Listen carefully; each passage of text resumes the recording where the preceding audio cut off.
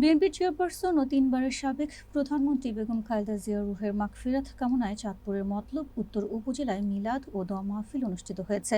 মঙ্গলবার বিকেলে উপজেলার 11 নং পশ্চিম ফতেপুর ইউনিয়নের দিঘলিপাড় সরকারি প্রাথমিক বিদ্যালয় মাঠে এ দোয়ার আয়োজন করা হয়।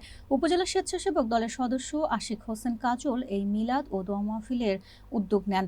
অনুষ্ঠানে বেগম জিয়ার স্মরণে বক্তব্য রাখেন 11 নং পশ্চিম ফতেপুর ইউনিয়ন যুব দলের সাধারণ সম্পাদক এম ইলিয়াস আলী, ইউনিয়ন ছাত্রদলের সাবেক সভাপতি বিল্লাল হোসেন শান্ত, বিএনপি নেতা ইকবাল হোসেন এছাড়াও আরও স্থানীয় নেতৃবৃন্দ।